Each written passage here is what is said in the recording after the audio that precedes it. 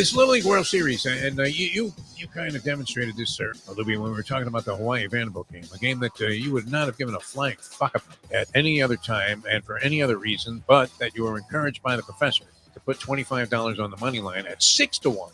But you were all in on this thing, and you remembered chapter and verse exactly what happened and transpired in the last 17 minutes of the game, described it in great detail, as if you were doing an ESPN highlight show.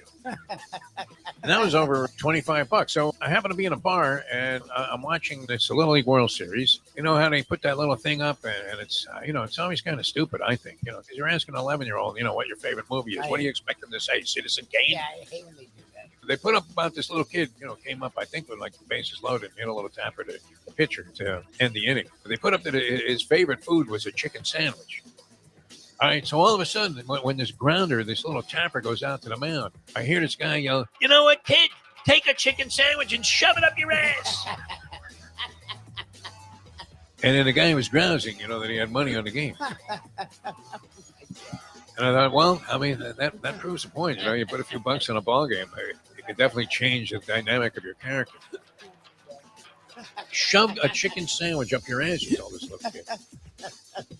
The time. Wake up with Defo, joined by Lubie. Welcome to the Defo Show. Very pleasant. Good morning, everybody. Great to be with you. A Degenerate Friday, and we're in celebration mode for many, many reasons today, including the fact that we will have a full complement of degenerates appearing here on the program. The Greek is going to join us with his selections.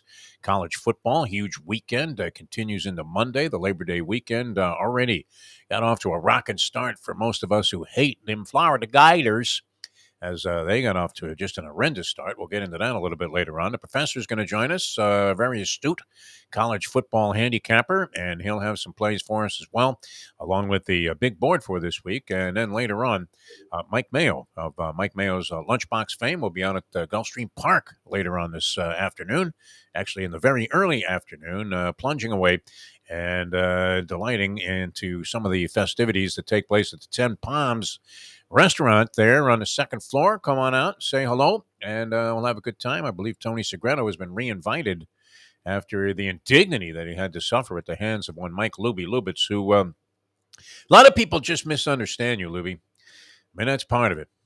And it is true. I mean, if you really wanted to find your calling, I believe it would be in doing the voiceovers on audio books. Not Audible. Wouldn't that be great? Oh, my God. And the man and Jonathan tore her blouse right from her. Yeah, they want this voice. Yeah, you should be doing like sex books. That would be great. I can't believe you took your clothes off. We wouldn't be allowed to editorialize if you were doing that. I mean, commentary. Guy comes running into the sound studio there. Just stick to the script, DeForest. Why do you always have to ad lib? You always have to put your own 2 cents of bullshit into it. Who would do that? Why would they? Right? I can't believe you got this girl in the first place. He's a creep. It would be great. I'd have to get into this before we get into our sports activity. So we're going to have a lot of fun today. Later on today on No Filter, we will have our second edition of License to Steal, and that is going to feature we had to make a choice here, and Mark Lawrence normally joins us on these Degenerate Friday shows, but he could only make one of the 2 appearances today. So since we're launching this new venture there with No Filter, and we want to attract some gambling interests to our programming, we are going to have Mark Lawrence on in the afternoon, later on this afternoon. Catch that live. How do you find that, Lubie? I'm struggling to find our own work on No Filter. Is it that obscure, this new venture that we're involved in? Oh, people are all over it, right? Some of their stuff is getting like 1 million treatments, and we want to get into that category. So far, I think we're up to 33 as high. 33 total, not 33,000. No. But we're... Are we gaining momentum? I mean, with that thing, is anybody watching our stuff? Instagram, almost every day they're posting clips from our shows on their Instagram, just No Filter, and nofilter.net. It's there. There's morning briefing every day, and we'll do our second License to Steal today. Okay, that should be a lot of fun. That's going to be an action-packed half hour of gambling degenerate information, much like we spread over these couple of hours that we're with you here on South Florida Live. I did want to get into this. I don't get much in the way of, actual substance in terms of the mail that arrives at my house. Right? I mean, the bills come in, that's for sure. Not as many checks come in as used to. That was always a luxury. Hey, yeah, look at that, JM Lexus. We got that one. Mustang used to celebrate. No, once in a while, you get like a triple header. Pick up like nothing like a mailbox. It's filled with dimes. It's always great. But this one, I actually stopped and opened, and it was an invitation for a. I mean, what do you have to do to get a free lunch? I guess this would be a dinner or an early dinner at Sicilian Oven, which is a nice place. I enjoy Sicilian ovens. You ever go to Sicilian Oven, Luby? My wife loves it. I like them. I think the chicken parm's good. They make the rice balls are freaking great. Their bolognese sauce is amazing, and they make They have some nice stuff. Yeah. good stuff. It was originally, I guess, the DeSalvo's. Yes, What was a famous place here, and I think that's still in existence somewhere. At least one edition of DeSalvo's, but the people from DeSalvo's just started this new concept, Sicilian Oven. It really caught wild. I mean, it's very, very popular because it's good Italian food at reasonable prices with yes, enough variety and well prepared, and the atmosphere is good. They have a half price wine night. They have all kinds of things. I don't know if they do a happy hour, but I'm a fan, and they make a really good salad. The Sicilian salad from nice. Sicilian Oven is one of the nicer salads that you can go out to a restaurant and get. You can always count on it. Very consistent, the food there at Sicilian Oven. They treat you right. So I was enticed thinking, okay, what is this? Well, what would I have to endure? Do I have to buy a timeshare? What bullshit do I have to sit through to get this free lunch? And I'm not inclined to do any of this because I don't want to subject myself to high pressure sales. No, this is I'm not shooting an episode of Glengarry Glenrose, right? I mean, this is not something that really appeals to me. But this one struck me, and it says we'd like to invite you to join us for one of our local workshops about the importance of pre-planning. You know how well prepared I am for virtually everything, Louie, in terms of pre-planning. I don't know what I'm doing later on this morning. Most of us plan ahead in life. We plan for our wedding, our children's education, family vacations, and other significant expected life events. Do you see what they're getting to here, Louie? that's it. Yep. We also plan for the unexpected events of life by purchasing home, auto, and medical insurance. Understanding the benefits of I mean, what a bunch of happy bullshit. Not even close to getting to the point here. Understanding the benefits of pre-planning has prompted many to take the step to plan their own arrangements. Arrangements? What kind of arrangements? Are we arranging for a ride to go to dinner tonight? No, they're talking about that final arrangement. Pre-planning has many benefits, such as locking in today's prices to prevent inflation. Who Okay. wants to get shafted when you're going to your grave? Not me. It's usually the Peace kid. of mind for you and your family and affordable monthly payments. And what they're really planning is whether or not you want to be cremated. I don't care at that point. Do you? I mean, what do they do with the body? I told you what my desire is, and I think it's a noble one, and that is to be cremated, have my ashes spread at the 16th pole. At now we have one running racetrack, and that would be Gulfstream Park. I don't know. Should I talk to Billy Badgett today about that? Is that considered pre-planning about having Yes. my ashes spread at the 16th pole at Gulfstream? Do you think he would allow it, or would that even be his call? I don't know. I'm not planning on checking out today. But would you do that? Would you endure like an hour of badgering about what you should do about your death to get a free pizza at Sicilian Oven? What do you think, Libby? Not really a good No, trade-off. no. I mean, we know Michael D. Weil. We know people. It's like the timeshare thing. Like, I, I guess it's worth it if you have the stomach for it. But however long, What kind of depressed crowd would be there, though? Who wants to eat dinner with a bunch of people that are planning their death? Not exactly the kind of party I want to attend. I don't know about you, Lubib. So I think I'm going to pass on that. You want me to bring these 2 tickets to the track? It's for September 14th. Or are you going to be out of town? September 14th, I will Thursday, have to September balance 14th. that because even if I wasn't, I still wouldn't go. But I have a built-in You excuse. think Mayo would go to this kind of extreme for a Oh free yeah, meal? Mayo. He Mayo would? probably has No. everything planned out. Mayo's neurotic and paranoid. Oh, Mayo, that's right. He probably already has has everything in pricing. order. he has pricing for the cremation. Now I don't know if he would do cremation, but knowing Mayo, he probably would. Why not? He already It's has the it's name. not a Jewish thing, right? No. You're supposed to ashes, to ashes, dust to dust, but you're supposed to over time become dust. You're not supposed to do that. You're Who supposed wants to to pay for like a grave and a headstone and all of that? I mean, who's really going to come there and go, oh, man, there's that Defo. I tell you what, he was really good when he was on the radio. I don't know what happened to him.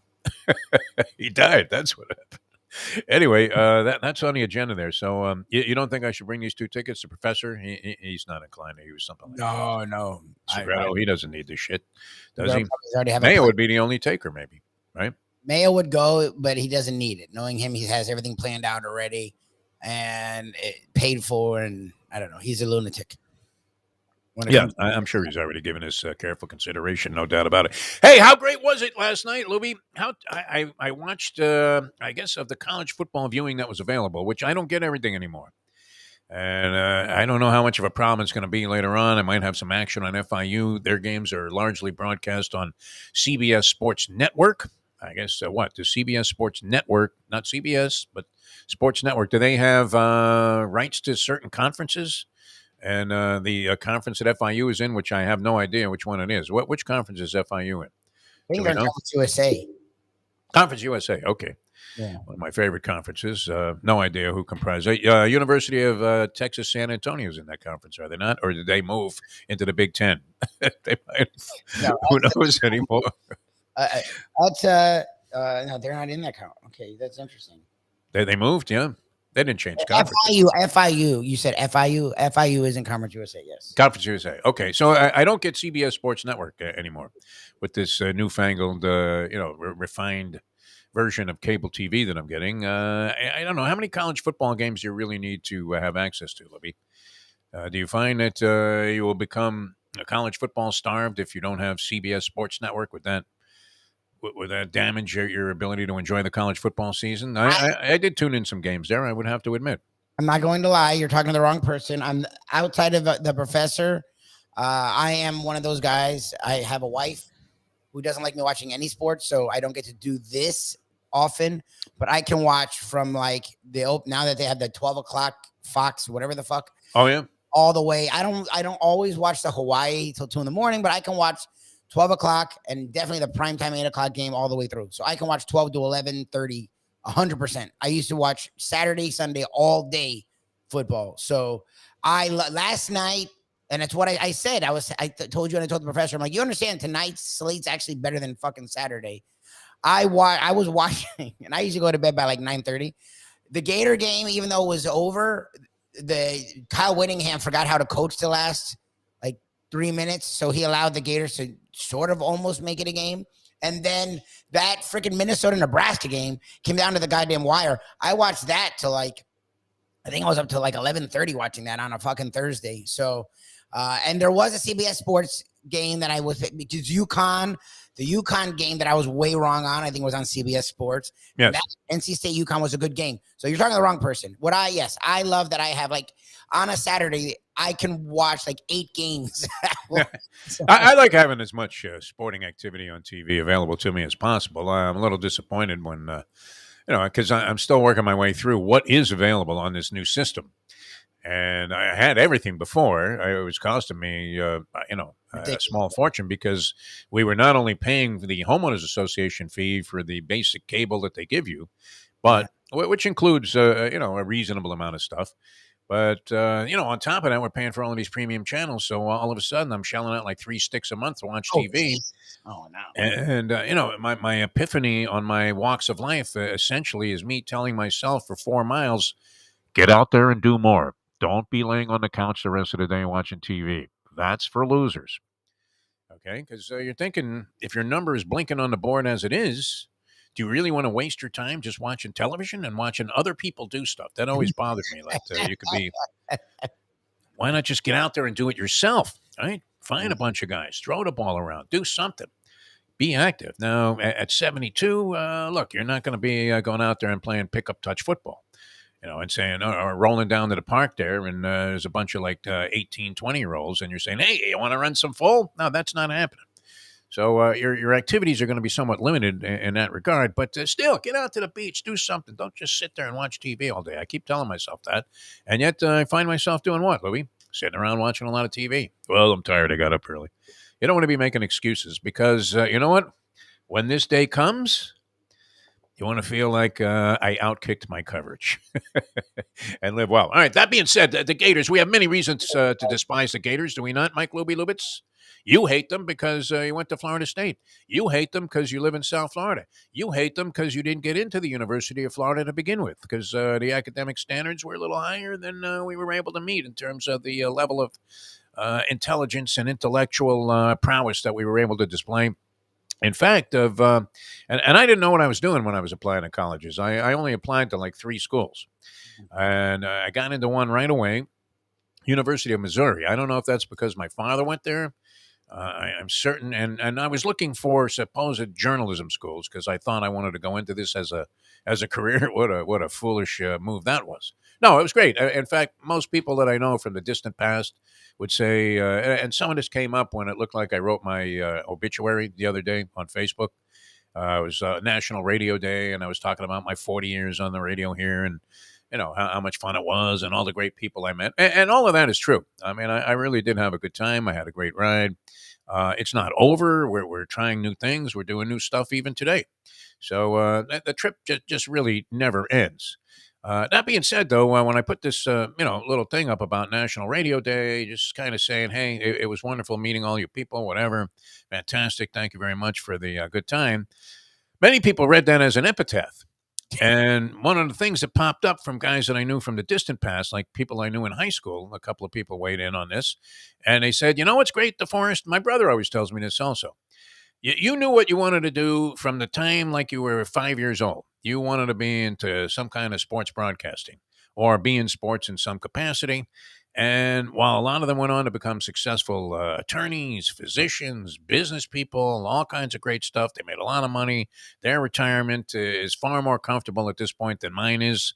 Where, the only reason I picked this up is because I keep waiting for like an eviction notice to be in the mail. They all said the same thing, that you knew what you wanted to do and you did what you wanted to do your entire life. What's wrong with that?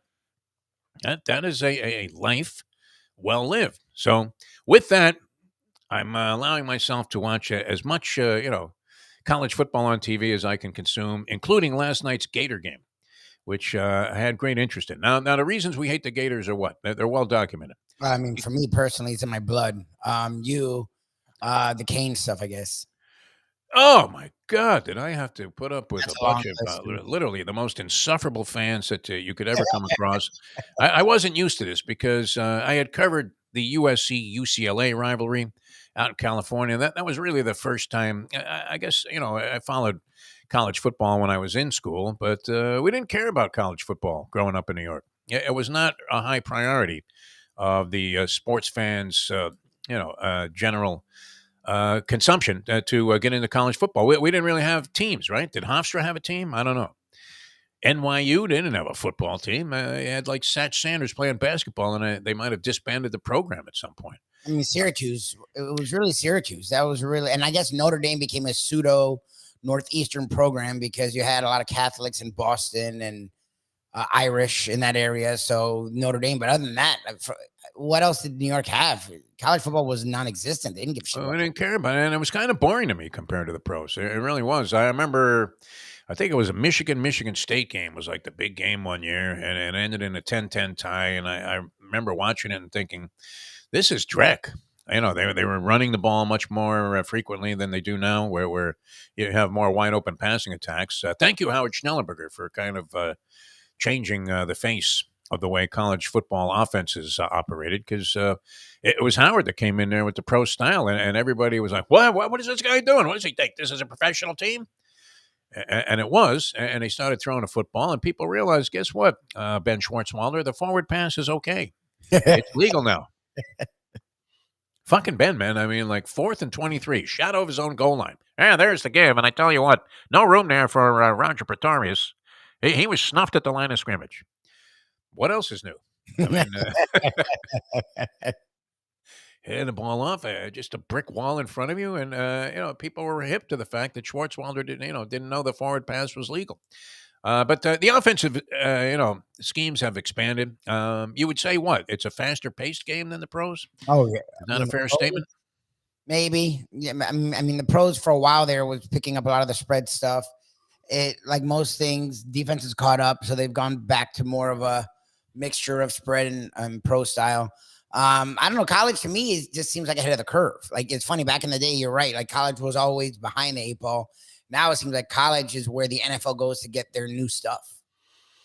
Yeah, I mean, come up with some innovative things. You have good coaches there. You get coaches that take a sniff at the pros, like this Matt Rule did, and bomb out there. I should have put that in my high school yearbook. You think that would have drawn a favorable reaction from the people that approve such things, where they said, "What is your future goal?" And mine would have been, had I known about it at the time, to be a failed professional football coach. There's no better job. Right? You go back to the colleges. You've got the $30 million that you got from like Dan Snyder or whatever, and you don't ever have to worry about a thing again. Actually, you could be a failed college football coach, still be in the colleges, and still be filthy rich from accomplishing next to nothing. There are any number of guys. There must be somebody out there in college football today that's still being paid by more than one organization, like that's being paid by like 3 different schools at the same time. Is it possible? Taggart was being paid by 2 because he left Oregon. So I don't know if you get paid when you choose to leave. No. FSU and FAU were both paying him pretty well as recent as last year. I guess right now he's getting paid by 2 still because he was fired by FAU. So there was a buyout. And this is the last year FAU owes him money. So he's still getting paid by 2. I don't know about 3. I don't know how you could get how great is that quickly. I mean, for bombing out at a job, for losing the job very quickly because immediately the people sense that they made a mistake who hired you in the first place. And I think he's in I think it's either with Jim or John because he's from their tree. I think it's with John Harbaugh in the NFL right now. Like I think he's coaching in the NFL. So he actually is getting 3 checks because you getting a new job doesn't stop you. So there you go. He is getting paid. You're right. He's getting paid by 3 people because I think he's coaching with the Ravens. He's still getting paid by FSU and he's definitely still getting paid by FAU. This guy hasn't done shit since he was at the University of South Florida, where he had like 1 fluke season and cashed in to the point of, I'm sure he's a very nice guy. We've had him on the shows. He didn't really have too much to say. I don't think he was the most electrifying personality that we've interviewed among the many people that we've talked to over the years. But that's a nice gig, huh? Failed football coach would be your ideal job. Make sure you emphasize the word fail. Anyway, the Gator flop, I mean, that would be one. I had to go through all of those years of having Gator fans call into talk shows when that was a popular activity where people would just flood the phone lines with telephone calls, especially if the Canes were playing the Gators or even if that game was still months away. People would be calling up, and the Gator fans were always especially obnoxious. They could not accept the fact that we hated them.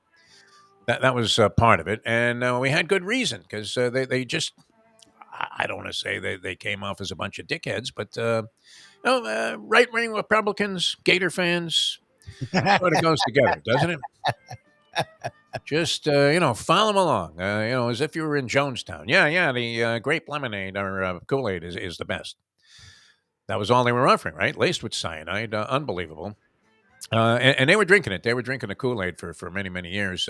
And then, they dropped a series with the Hurricanes. That was the final dagger that prevented me from, and they had some obnoxious coaches also over the years, including when he was there. I mean, he was a very unlikable figure, Steve Spurrier, but later on he became somebody that you kind of enjoyed. Did he not? He was fun, like South Carolina. And then when he has no job, when he would call out Nick Saban and like he would say the opposite of like that. Became great. Yes. About kids deserve to get paid. These coaches are making fucking crazy money. Oh yeah, he became so much more fun. I hated him at Florida, but after he became like a funny personality. Exactly. Yeah. I mean, he became somebody that you look forward to seeing at a press conference or any kind of interview. Whereas before, you despised the thought that he was even given a platform to utter a single word, and everything he said you thought was just 100% despicable. But, he became a likable character. And then Urban Meyer, of course, that was it. That was the final straw.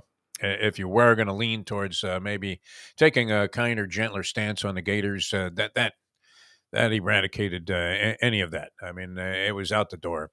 And, so we have reason to hate them. But how delightful was it watching them completely fuck up last night? That was tremendous. I mean, they're in there against Utah. Utah, as you said, didn't have their quarterback. They were missing a couple of their key players. They were missing their best defensive player. They were missing their tight end, who I the way they were talking about him was, I guess he's their best skill position player, and they're missing their quarterback, who's a top 10 quarterback in the country. And for that team, the way Cam Rising plays, he carries them a lot. So, like, I figured this is going to be a dogfight. The fact that Florida looked that bad versus what we saw from Utah, oh my God. You could have not screwed up a game any worse than they did. I mean, missing on fourth downs a couple of times. Guy makes an over-the-shoulder catch at his own goal line of a punt that was clearly going to go through the end zone. Sticks his team an offense out there on the 10-yard line, I guess he got back to, or that they did anyway. And then they get picked off there and they go in for a score at Utah. Penalties, pre-snap penalties. All starts that all happen on like 3rd and 2, 3rd and 1. Yes.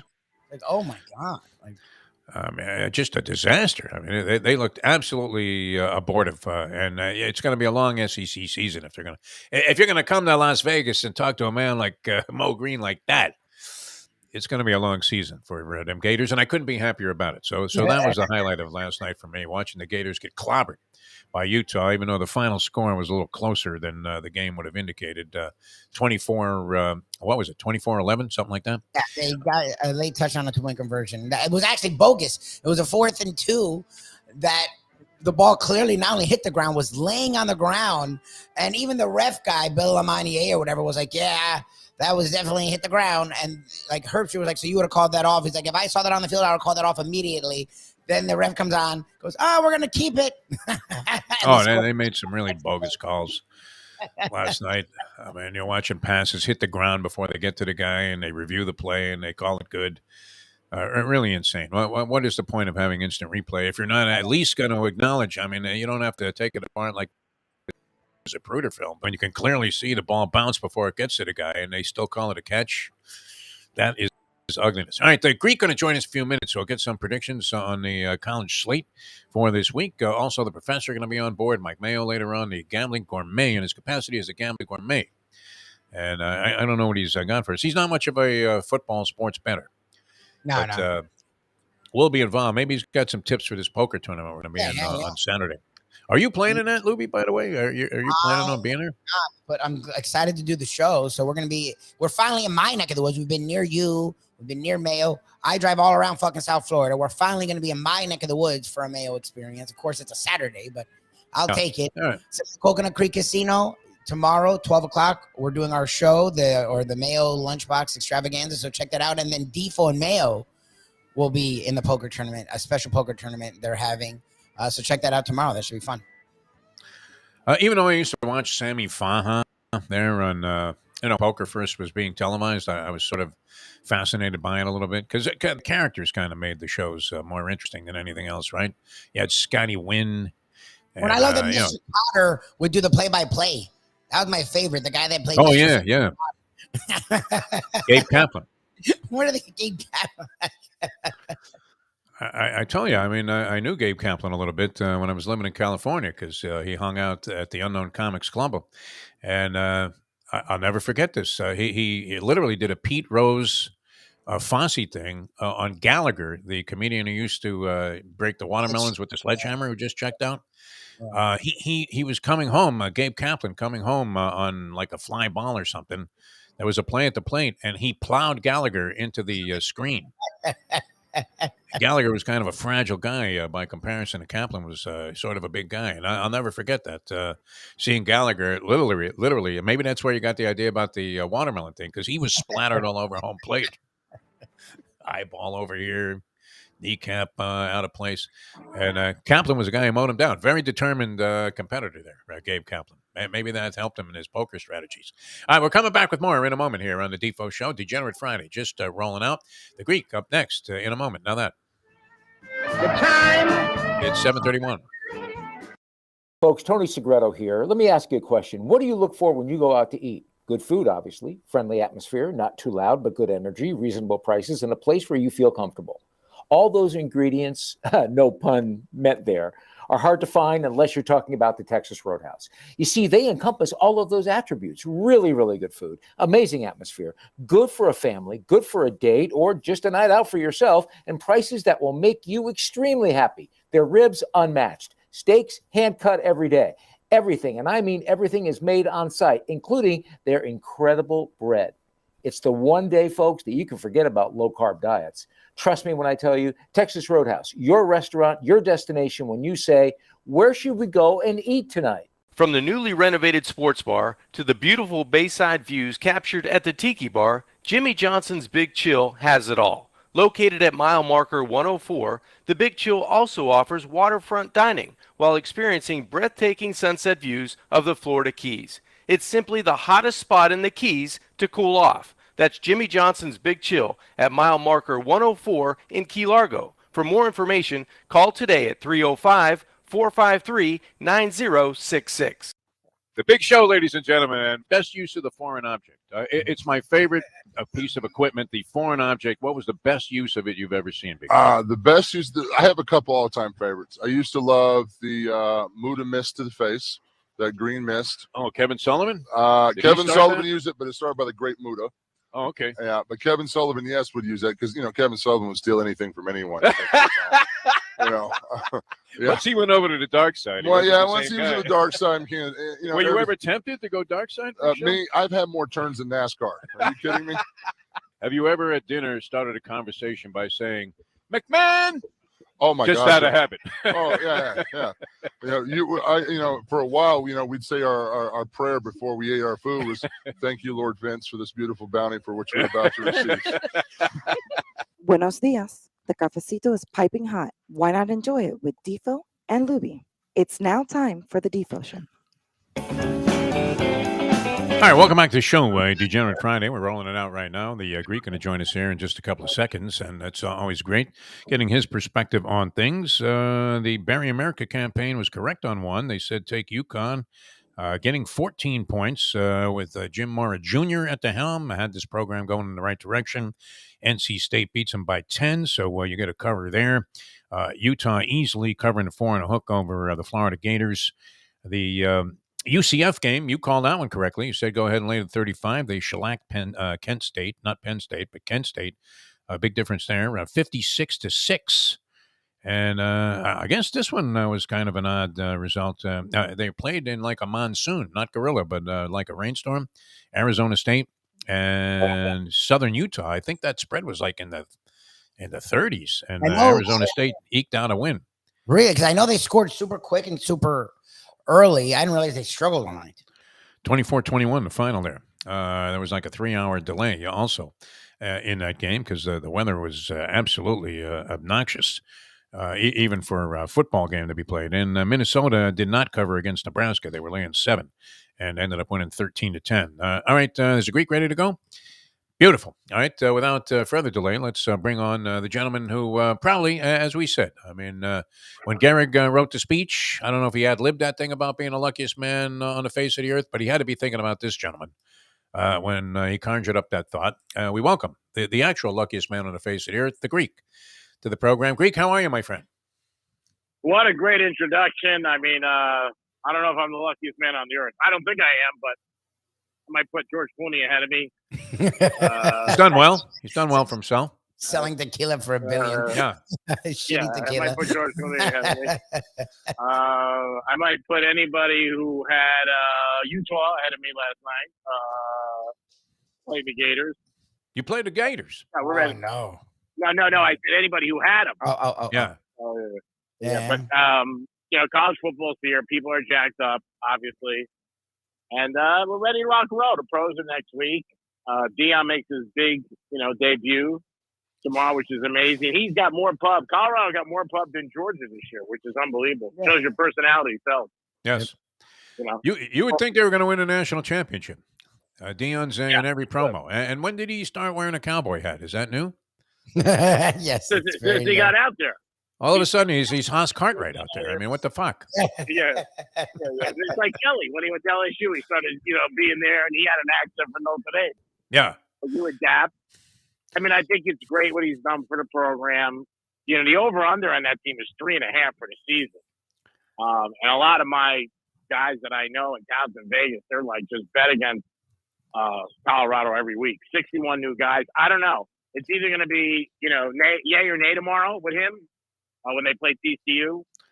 But I mean, he's been the biggest story. It really has. You would never know that Georgia's going for something that hasn't been done in 50 years, going for a three-peat. All you hear about is Dion. I mean, that's it. That's all you hear about. And so it's crazy. But like I've always said, he's got a great personality. People, like to hear what he says, his appearance, his persona. Obviously, you know the name, but in college football, that was the biggest thing that you talked about. You're not even talking about, you hear Ohio State, obviously Michigan, Alabama. I mean, Saban is getting more juice because he bought a house in Jupiter for $17 million. I mean, it's true. I mean, when he moved in, I said, "How you doing, Nick?" He was great. I said, "How are you?" It's fine. But besides that, I mean, it's just crazy what he's done. And ESPN, like every promo they're showing him. Like, I want to see 3 weeks from now if they get blown out. That won't last. That won't last after TCU beats them by 30. Lubie believes that he can't coach a lick. I don't know that I buy that because Jackson State, he brought in obviously he had people there. Yeah. I mean, the one thing he has is that he knows how to talk to these kids and they listen to him. He's an American Express card. All these kids that play for him want to go where he's been in the NFL and a Hall of Famer. So, of course, you're going to listen to him. I mean, you know what I mean? It's like if I sit down with Kardashian's mother and she told me something to do with, how you can sell yourself. I'm not going to listen to her. You're going to listen to Dion because he's had great success and he just won. Now, if they ever, I don't know what would be a bigger hype is if he wins the first game, which nobody thinks he's going to, or the Jets win. If the Jets beat Buffalo Monday night, Rodgers could run for governor. I mean, forget it. I mean, it will be crazy. They'll change Broadway. They'll change the name of the street. It'll be crazy. I mean, they really will. I mean, but that's what sports is about. You both know that. It's all hype and this and that until you put on the pads, and we'll see. I mean, if he gets cracked tomorrow by TCU, 41-10, well, it's going to be a different story. But we'll see. I mean, it's a lot of hype. A lot of games all weekend. Florida State's got a huge game with LSU. I mean, if Florida State can pull an upset, that's going to put them right away into national contention for championship. The Canes play tonight, Miami, Ohio. I don't know if I'm laying 17 with the Canes against anybody. I'd be reluctant to do that. I mean, unless somehow, Lubie had a theory many years ago that he was espousing, very frequently when the Miami Heat looked like garbage for most of the regular season. And his assumption was that you could just wave a magic wand over the team once the postseason rolled around, which they kind of did this year, I guess. So maybe there is some merit to the theory that we debunked, and thought was just absolute bullshit years ago. But football is different because every game means something. You're only playing 10, 12 games. In basketball, you're playing 80. I mean, you've seen in basketball, baseball, and hockey, and even the NFL, you just got to make the playoffs. And then if you get hot at the right time, you're fine. You know what I mean? It's like a casino. If your last bet wins, or sports betting, usually you win for the day. If you lose your last bet, you usually come home thinking about getting a sex change. But think about did you take any satisfaction in winning your last bet and only getting half of your money back? Did you consider that a win? In other words, you're down 500. You bet $250 on a game. You win the $250. Or would you put yourself in a position where if you do come out with that last win, you're a winner? Otherwise, it's time to look for some kind of financial assistance. No, I would look at it as a winner because you're still getting money. Yeah. If you're getting money, you're winning. I mean, and it makes you feel better about yourself, no doubt about it. Walking out, with a winning ticket. It's like that girl that was in Vegas one time, and in the morning she looked at me after breakfast. She goes, "I'm not a pro." I said, "I know, but I feel better if I pay." And you were better than some of the women that are in the profession. That was nice. I mean, you actually had a woman that said, "Hey, there's no fee here because I'm like a legitimate human being." Were you aware of that when session started? Yeah, but I like paying. You know what I mean? I like everybody, so I'm like, okay, I gotta pay. I'd rather pay. Here, take this. Put it aside for your children. That's great. I'm at Caesars, right? And casino, and I hook up with this girl. We're hanging out, so I leave her a note in the morning. and I'm with a couple of my friends, and I just said, hey, I'm going down to the pool.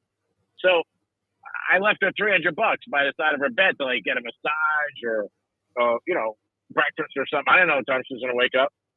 She comes down to the pool, screaming at me in front of like 7 people, like Goodfellas, and what's the name was screaming at her, and like, oh, who do you think you are? Throwing me money. And I look at her and she goes, I'm no pro. And I looked at her and I said, I'm leaving that for you to just, get breakfast or something. She started screaming at me. My buddy Leo jumped off the pool, off the side, and he jumped right into the pool because she threw all the money in the pool. Throw that change right in the Bellagio fountains, and you're wondering why there aren't more people waiting in there to get it back. Yeah, he kept jumping under. He goes, what was it? I said, 320. He goes, I got 240. Hold on. I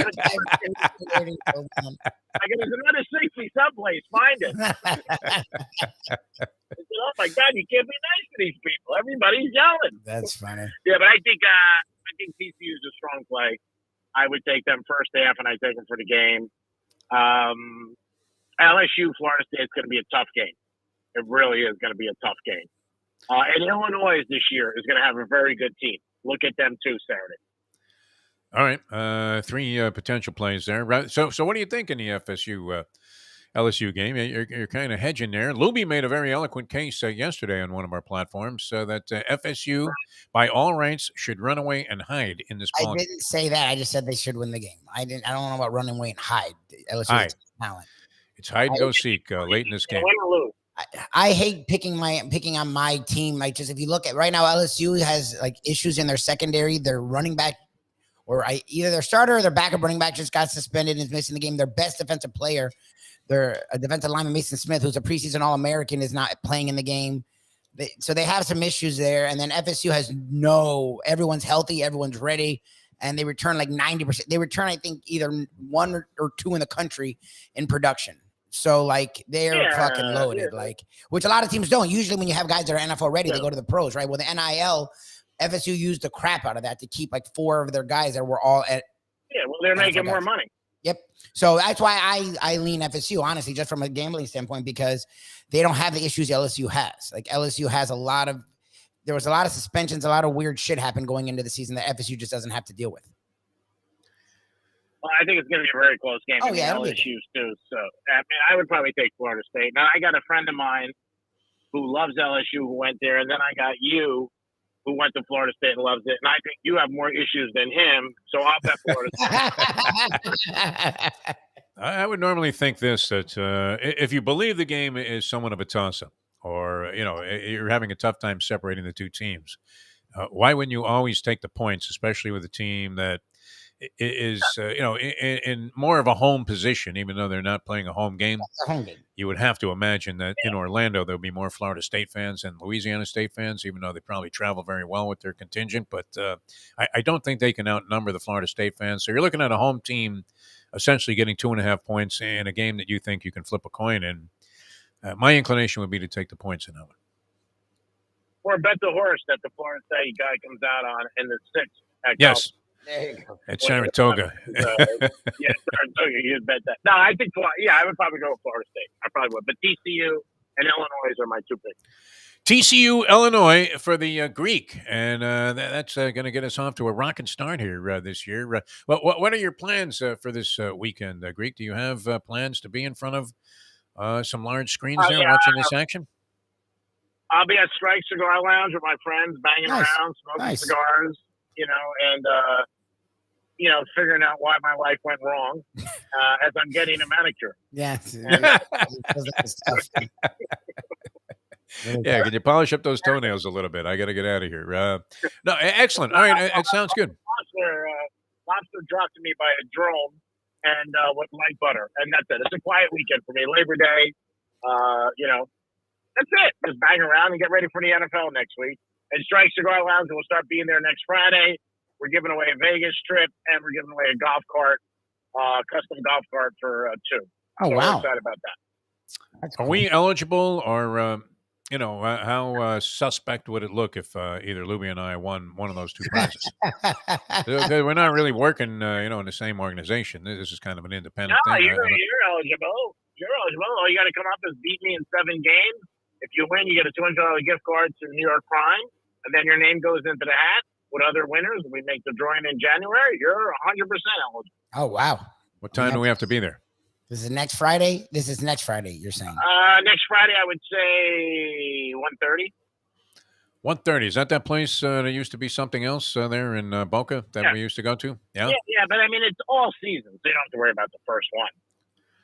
Oh, I want to be there right at the start. I want to maximize my chances of winning.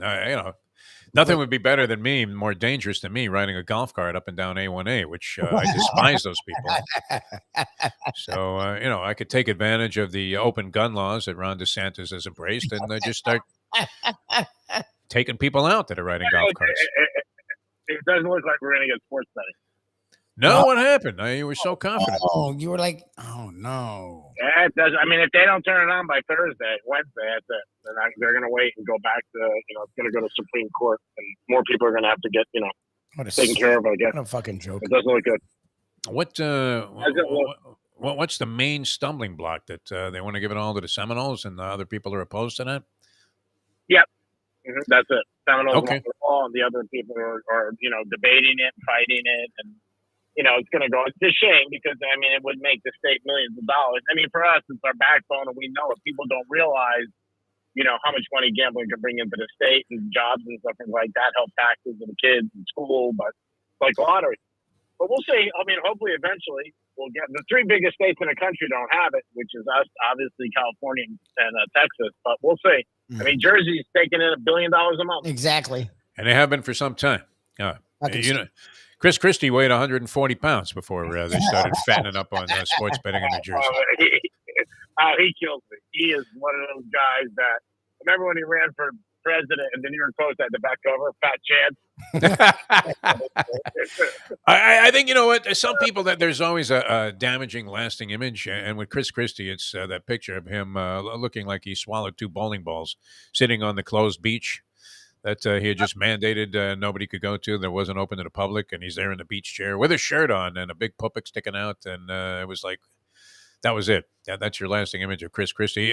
Politically, he could be the most sound individual since Abe Lincoln, and it still wouldn't matter to people. They would still vote against him because he's fat.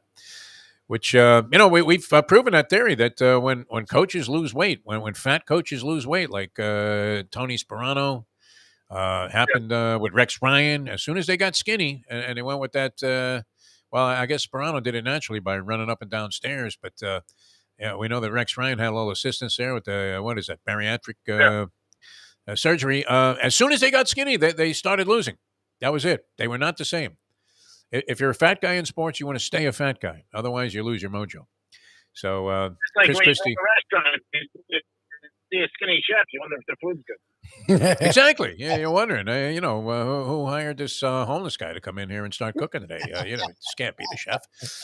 All right, Greek, always a pleasure, my friend. You have a great weekend. We're going to enter this contest, so we'll see you up there at that cigar bar sometime very soon. And thanks so much for being with us. Welcome. I always love talking to you guys. Pillar of society. There should be more people in our world like you two. Mm-hmm. You are the peanut butter and jelly backbone of South Florida. Don't forget. That says a lot. We love you, Greek man. We'll talk to you later. Great American, the Greek.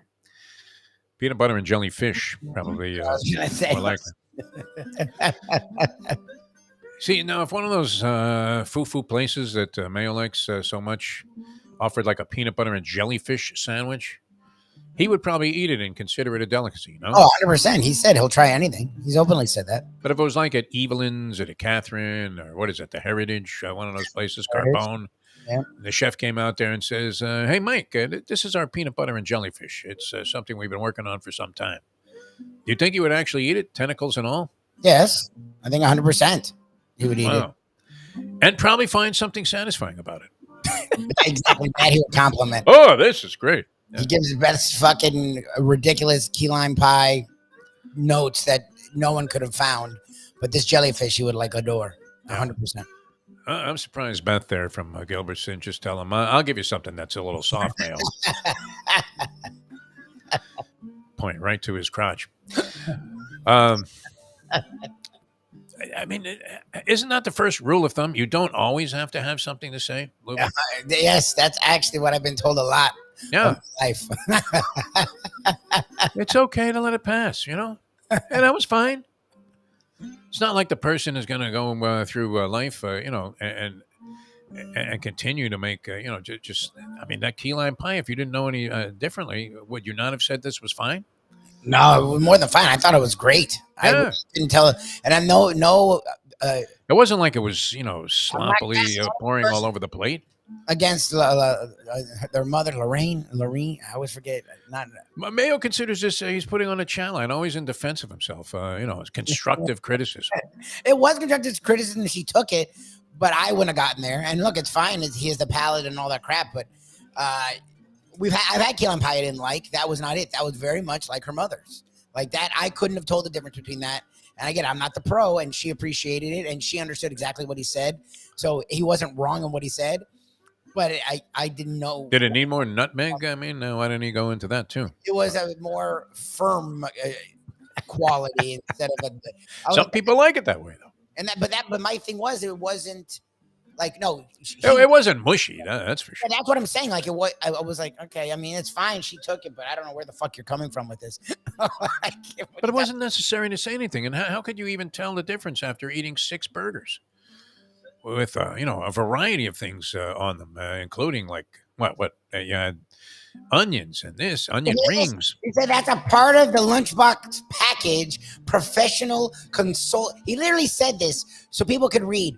Professional consulting services. This is what he dubs himself. I get it. We've seen it. They definitely take it as professional consulting services. But are you kidding me? So somebody's going to smack this guy before this lunchbox gets canceled somewhere, but. Yeah, I mean, somebody's just going to, one of these days, I mean, he's going to say that to the wrong person. Key lime mousse. It wasn't key. I love Mayo, and his criticism was fine, and it was well taken. And she ended up. It was more well taken than it should have been. I would have thrown him out. I think it was funny. I'm like, yeah, mousse. This is nothing like. Have you ever had mousse? But you can see it coming, man. It's like you're telegraphing a right hand. Yeah, 100%. Here you go, man. I'm going to throw it right here. Hey, you're like you're Deontay Wilder, and it takes you an hour and a half to throw the punch. Because he's like got a face full of this stuff, and he's like, "Oh, this is great, but but what? You just ate a whole piece in one bite." That's my favorite. He's like, professional consulting services, dude. You grab lobster with your fucking fingers and dunk it in the butter and rub it all over your face. Like that's like. See, no, I mean, when he was writing sports, I don't know. I guess he sort of had the same approach when he was doing the city desk. I mean, a certain amount of that is called for, but you don't always have to have something to say. That would be my philosophy. I mean, if it was genuinely terrible, and the woman was asking for an honest opinion, how does this compare with my mother's recipe? You would say, maybe not so great.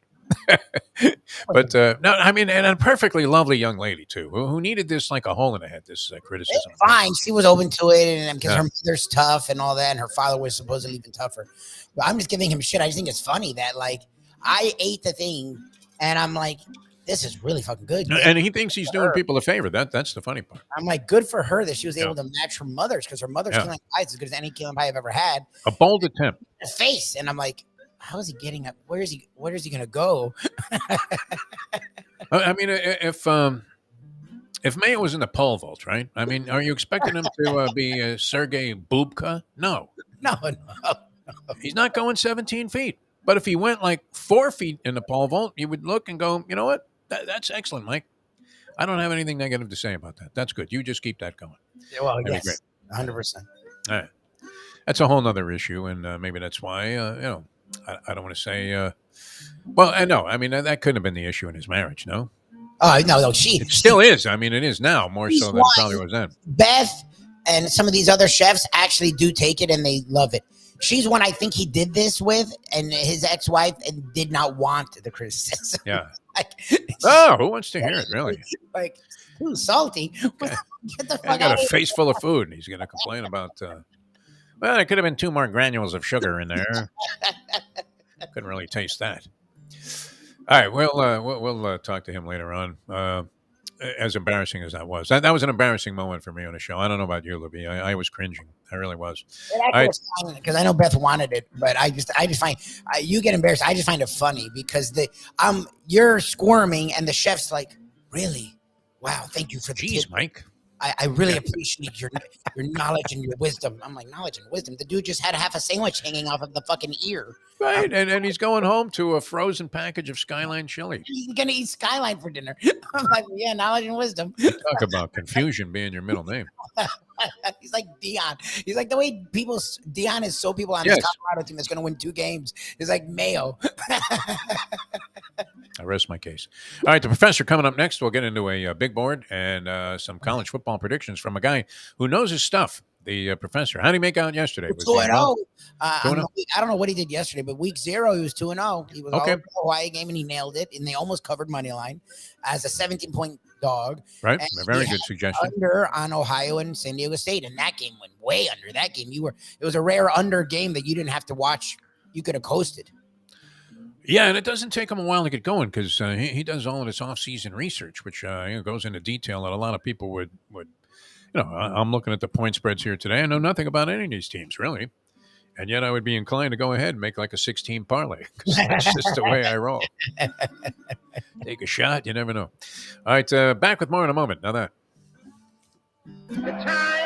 What did he call this? Constructive Criticism. That's what it is. I just find it funny. He if he really wants to, he can always. Professional consulting services. Yes. Boy, that's a stretch. It's it's all semantics, my friends. It's also known as being a jerk. It's 7:58. Ponies in Style at Champions, the outstanding simulcasting room at beautiful Hialeah Park. Yes, the grand old lady of thoroughbred racing has never been more vibrant, and you can wager on the races from the top tracks around the country while enjoying a cocktail at the Brass Rail Bar or any of the fine food served throughout the facility. If poker is your game, you're covered in Style, and you can play all your favorite Vegas-style games, including blackjack, craps, and roulette, in Hialeah Park's sizzling hot casino. Get a player's card when you walk through the door for all kinds of generous amenities, including our favorite, free play, when you come out to the ultimate casino and entertainment destination, Hialeah Park. These days, we're all looking for comfort anywhere we can find it. Thank goodness for Landlubbers Raw Bar and Grill in Plantation, because they are making sure you are as comfortable as possible. First of all, they're not only open for delivery and pickup. All you have to do is go to landlubbersbarandgrill.com for both pickup and free delivery. You're going to have the best wings in the world. You're going to have a great burger. You're going to have their amazing soups. Again, Landlubbers, Raw Bar and Grill. It's nice and easy. Just go to landlubbersbarandgrill.com for both your pickup and free delivery. Thank goodness for Landlubbers for making you always feel right at home. Are you looking to buy your first home? Have you been turned down for a loan? Do you need to refinance or get money out of your home? Call Michael Kodsey, CEO of Choice Mortgage. He's been helping the South Florida community get mortgages for 30 years. Hi, this is Michael Kodsey, CEO of Choice Mortgage. We have the most competitive fixed rates in the market. Call me 24/7, 561-441-2730. And remember, I don't just work banking hours. To make the right choice for your home, call Choice Mortgage today. You can't fake caring. Women can sense this immediately. You don't really care. You didn't really want to do any of this. We now return to the Defo Show. All right, welcome back to the show. A Degenerate Friday. No connection yet with the professor. No sign of life. Yeah, I'm scared now because you're right. The Arizona State game, I think, was just starting when those other games were ending. So that must There have was been like a 2-hour and 45-minute delay in that game. And I don't know what his involvement in that game was. Knowing hopefully he was taking the points. Yes. I don't know. I think you were getting 30 of them, and you only needed 4, which was great. So no professor. What are we saying there, Lubie? So as of now, I have not heard from him. And it may be. I was with him last night. He was ready to go. Okay. So he may have had a late night. I don't know. The football season can be fun with Ken because he gets highly involved in a lot of games that tend to go late. So and off to a nice start there with the 2-0 that he had on the show last week, which is fantastic. And that's kind of how he is. You would think, like I said, that somebody that really studies this, especially Now it gets particularly difficult with all of these off-season moves because you're not only looking at recruiting classes and this, that, and the other thing. Are there any freshmen who can contribute? New coaching situations, guys who have been there. Maybe they got their program, the foundation of it laid out in year one, like your man Mike Norvell, and they're going to show incremental improvement one year to the next. Sometimes you'll see that really blossom in like year 2, 3 where they have a remarkable transformation after a short period of time. And more often than not, it never gets untracked. As could be the case, and this will be the interesting thing. And I think a lot of Hurricane fans will be delusional after the game tonight against Miami of Ohio. Canes laying 17. As the Greek said, I don't know that you can trust this University of Miami team. Back in the day, what? If you were talking late 80s, 90s into the early 2000s, you would see Miami only laying 17 at home against Miami of Ohio. And you would think, my God, this is a gift from the gods of gambling. Look, and again, I don't know what's the seating when it's a Canes game, but like, do you see them selling out? Is there open? No, I don't think they've, gotten to the point there where you can look at Hard Rock Stadium and expect anything close to a sellout for Hurricane football. In fact, I'm not sensing as much. I mean, maybe I don't get involved in as many circles that Hurricane fans would frequent, but I do get around a little bit, and I'm sensing nothing. I don't see many people wearing Hurricane gear. I don't hear people talking about it. We normally, as part of the capacity of being a recognizable sports figure, let's say, Lubie, how many people come up to you and they always ask you a sports question? Almost none have asked me about the Hurricanes and how I think they're going to do, because they've kind of fallen off the radar there after a series of really poor coaching decisions going all the way back to what? Al Golden. I mean, your Coker, honestly. Well, Coker, I guess, before that. But he sucked. He only recruited guys that were highly rated that he had no idea what they were. They weren't scouting at all, and they fell off of a fucking cliff. And it's been that way since then. Rick was a decent hire, and Rick had a decent year, but he had some health issues, and he just was older, and he was already declining. Yeah, it's been pretty bad since Coker. Coker straight on. Yeah, Rick was supposed to solve all of these problems and get the Hurricanes back to some level of prominence, not necessarily domination, but you would have thought. And this is always said, and I think it's a theory that has some validity to it, and that is, if your recruiting base is like an oil field for Yes. everybody else in the country, yes, you should be able to snare the premium talent there, or at least enough of it to have your program. Let's say you got 50% of the. I don't know. That's too high of a number. Maybe, but they could get 15%. That's the thing, is they could just get the scraps, because you're here. Like, as much as the big powers recruit the crap out of this area, and actually every school now recruits this area, you're here. The kids can visit your fucking school every goddamn week. Yeah, an unofficial visit. How do you not take? I never thought they could get where you want them to go, but I thought they could always be a top 15 team. I mean, there's so much talent here. By accident, you could fall into guys that other programs don't. Even nowadays, even with all the scouting, and there's 12 different recruiting services, the scouting, there's still guys that go unnoticed. There's still guys that blossom late. There's still guys that, like, you can find the diamond in the roughs. You're here. Yes. I mean, they're a long way removed from that, that period of time where they used to get these guys. And the old George Harrison thing, all things must pass. Now, in the early 80s, when Howard Schnellenberger proclaimed that he needed to dominate the state of Miami, we're going to put a wall in Palm Beach, and no one's coming in, and we're not letting anybody get out. And other programs got hip to the idea that Schnellenberger was procuring, and then people that followed him, Jimmy and Butch Davis and Dennis Erickson, they were getting these premium South Florida products. They were getting a lot of them to stay here, and what was left for the rest of the people obviously helped their rosters out, but was not going to be able to compete with the dominating presence that the University of Miami had with local recruits. Then when did that start falling apart?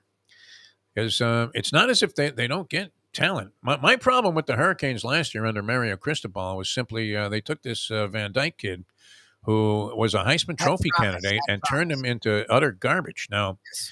that could be, unfortunately, something that happens to athletes from time to time, where a guy is on the ascent. It would be very unusual, though, to see a college quarterback fall that far backwards from one year to the next. I don't know that I've seen that. I certainly haven't seen it in the evolution of quarterback U, where we've had some quarterbacks come in there since the heyday that were highly suspect and yet were highly touted as well. Yeah, Kyle Wright. Kyle Wright was a fucking massive recruit. He fucking sucked. I mean, the Kings had a bunch of it. What's weird about you're not wrong. I thought the hype was a little weird because he did have a lot of issues that one year. He put up a lot of yards. I didn't think he was a Heisman candidate last year, but he wasn't, again, the other thing where he looked a bit like I was happy to see him for sure. Now I get it. He got hurt and Cristobal kept putting him out there. But even before he was hurt and even after he was hurt, he was dreadful. Even I, who was sort of skeptical about his talents, thought he was better than that. He wasn't that bad. Look, their system that they put in place was not a system for him. We'll see what they do. That's my thing. And it's not that Miami hasn't recruited. Miami hasn't recruited top 5, but Miami, you said it, Miami has recruited good enough where they could have been competent. Their coaching. Their coaching has been abysmal from Coker. Yes. It's just been so bad. They leave so much on the table, and it's like, what are you guys doing? No one's been able to figure out what it is that they, they want to do. They used to dictate to other teams, both offensively and defensively. They don't do that anymore. It seems like they don't really have a firm grip on who they want to be, their identity as a team. I mean, when Schnelly put in that pro-style passing attack, it was revolutionary at the time. Other teams didn't really know how to defend it as well as they should have. But even as they had other coaches that didn't use the same precise system. I mean, when Dennis Erickson came in here with his one-back set, people were horrified, and it didn't work at first. It looked like it was going to be a huge mistake to change the offensive strategy and approach that they had. It turned out okay, though, right? As what was it? Did Dennis win 2 titles with the team? Dennis Erickson? Did he win 2 of the championships? Even though he was probably the least admired and respected coach of the coaches they had during that glamour era, Dennis Erickson. Jimmy won 2, right? Didn't Jimmy win 2? I want to say that Jimmy won 1. Then someone had to win 2, right? Because well, it had to be Dennis, right? Because Butch Davis didn't win a championship. Coker won 2 also. No, Coker won 1. Remember, Coker should have. Coker won 1. He should have won the second one. Should have won 2 in that stupid ass flag. Remember that? They had already doused Paul D, the athletic director, with the Gatorade bath. And it was kind of like that same thing I often reference with Bobby Bowden, where he comes running out on the field. They give him the Gatorade bath, and then they had to re-kick the field goal. Yep. And they had like a blow dryer out there trying to, dry Bobby off for the next play. It was like watching Mitch McConnell at a press conference there. I'm frozen in time. Mm-hmm. No, my problem was I just didn't think they were well coached last year. I mean, did they have such poor players? People were raving about all the players that Mario Cristobal was bringing in recruiting, and they were going to be great. I'm really surprised, too, to see our compadre here, our contemporary on the program, the great Tony Segreto, being, these expectations are so mild.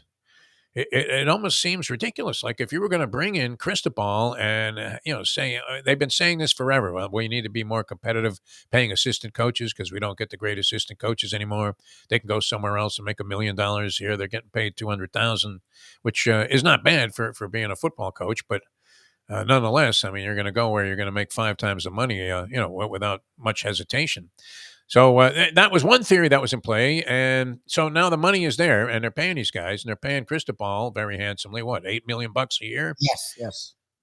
But strategically, I didn't see anything that made me think, if I'm going to pay a coach $8 million a year on a college level, I'm expecting that guy to take shit talent and make them better. Yes. He does. That's not take good talent and make them worse. Even at Oregon, and they did win, I think, a couple Rose Bowls. They were top 10, and they had good seasons. He would have his guys weren't progressing. Like even Thibodeau, who went there as a goddamn monster. Thibodeau was probably the best player in the country coming out of high school. If you look at him now, I would take Jermaine Johnson. I would take a couple of the defensive ends over him in that same class. That he was clearly a better talent, physical freak. Like Oregon did that time and time again, where they would get these 5 stars and they wouldn't get better. Like, and even when they were winning in a rate that Miami would be very happy to have, 10-win seasons, 11-win seasons, they always would lose. It was the FSU thing, but it wasn't one game. They would lose 2 to 3 games every year, where if you watched the game, you would go, what the fuck is he doing? Like, he would do some of the dumbest calls, and it was him. Like, and that's the thing is, like, he has this, he wants to run the ball like it's the 1960s. And he came from UM, where UM was chucking the rock. Even with Jimmy, they were throwing it around. Like, I don't understand where he got the, I guess he was with Saban, but he has this offensive system where it's so run-based. It's fucking weird. And it wastes the talents of California and Florida. Florida's about speed. Throw the goddamn ball around. Like, what are you doing?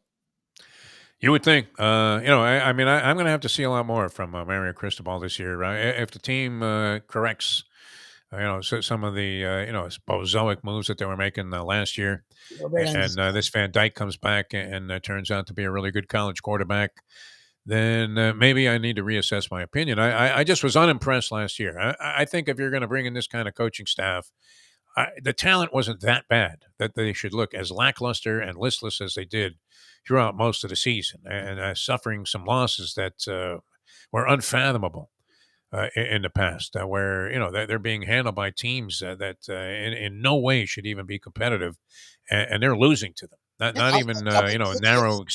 What's that? You joke about Middle Tennessee State. They lost by double digits. Yes, badly outplayed. You talk about 99 yards with UM. They allowed to Horace Copeland. They allowed a 99-yard touchdown to fucking Middle Tennessee State at home. Like, I'm Sonny sorry. Hirsch still screaming in my ears. 99 yards. Yeah. No one will ever forget that, right? That Horace Copeland thing. Was that from Gino? I think so. It was. Gino Torretta. Yeah. Horace Copeland are at their 1 yard line. They throw a bomb. But that's the kind of stuff they used to do. And they used to come through in these situations where, you had Randall Hill making a 4th and 41 conversion or whatever that was, 3rd and 41. Was it 4th down against Notre Dame? They were like in the shadow of their own goal line and a guy catches a 40-yard pass. That's the kind of stuff they used to do. They used to come up with the big play at key times, and none of that was there last year under Mario Cristobal. So to have such tempered anticipation of the season, like most Hurricane fans are, that the resignation, it's almost like when the indifference sets in a relationship, Lubie. So to answer your question, I would not expect them to sell this game out or even come close to it. I would think you'll have, some, they always had a very enthusiastic but relatively small fan base, even at the height of their popularity. Yes. Because, I still distinctly remember many times hearing theories about why they weren't going to get invited to certain bowl games when the invitation system was in play. And it was strictly because nobody followed the Hurricanes to the destinations that they were playing in. You would have 5,000-6,000 really loyal fans, and that was about it. Although they did at least sell out the Orange Bowl back in the day for their big games. But no, they're a long way off. They're going to have to do something very impressive this year. Kind of like Florida State did last year, Lubie, to get back into the public eye and garner the kind of attention that you think that, we were accustomed to, 20 years ago. I'm not writing off Napier and Cristobal. I don't know if these are make or break years in the sense that they'll be fired after these years. It's only year 2. They're not getting rid of Cristobal at this point. No, but when you look, and it's why when people gave FSU shit for Taggart, firing Taggart in year 2, and I was a big Taggart defender until then. As the year went on, slowly came off the wagon or the bus or whatever the fuck you could, the train. Like, you could, if you watch, the thing is, people just look at records and you look at FSU that second year. Oh, what was so different? They were 5-7, but they were in Norvell. They were 0-4. They finished 5-3. And we talk about that. How you grow throughout a season and finish the season matters. It's why people were high on UConn. Okay. It's why. Well, Freeman did that to an extent last year with Notre Dame. Yes. It's why people after a terrible start. It's why they felt better about Freeman at the end of the year as opposed to the beginning. It's why people think highly of Timmy Chang in Hawaii, right? It's not always your record. Yes, Bill Parcells isn't wrong. Your record says who you are in a sense. But when you're watching a coach come into a program that had culture issues and all that crap, how does your team look as the year goes on? UF and UM got worse. They statistically and by the eye got worse as the year went on. What will happen this year? I'll give them benefit of the doubt. But watching UF I didn't realize Utah was missing 8 starters. They were missing 8 starters last night, and UF was down by 21 And the only reason they made it look any interesting was because of a bullshit ass fucking call. They should have lost 24-3 in that game. Well, and first play from scrimmage for Utah is a 70-yard bomb as two Gator players in the secondary collide, and the guy catches a ball in between them and then waltzes into the end zone. Very first snap, offensive snap for Utah after a 3-and-out by the Gators when they had received the opening kickoff. That game was so ugly. It probably, was more indicative of like a 48-0 shellacking. Although, there were a couple of times where the Gators threatened a little bit, but they kept making bonehead plays. And Napier didn't look pleased on the sidelines, as you might imagine, because you couldn't have caught Utah in a more vulnerable spot if you were going to go on the road and take on that team. As you said, 8 starters out, but that quarterback was very dynamic last year. And they managed, what did they rotate? Like 6 different quarterbacks in there? I thought I saw John Hewart taking a couple of snaps. They played 2 guys. Oh, okay. Because they had, the 2-system quarterback, thing where one guy has certain skills, look like more of a passer. The other guy was more of a runner. And they used them both to perfection to build that 24-3 lead. Also, it got like a 51-yard field goal. So the professors, complaint about college football kickers wasn't as much in evidence last night as it was last year, when you did see any number of atrocious finishes come about because a kicker couldn't put one anywhere near the end zone. It looked like he had a gyroscope in the ball. So, it was a lot of fun, though. I love watching the Gators get crushed. Oh, yeah, I love to do it. Every time they gathered a little bit of momentum and you thought, wow, they might get themselves back into this ball game. They did something else that was dumb. as ridiculously dumb as previously, and that was it. Before you knew it, they were out of the ballgame. Poor coaching stuff. Like, that's the thing, isn't it? That's Cristobal. Last year, the Canes were very poorly disciplined and made a lot of stupid moves. And that's what got doomed Diaz at the end of the year when they were, I remember that the game, Van Dyke, it was a Pitt or something where they were close. They had a chance to win, and all they should have done was run it.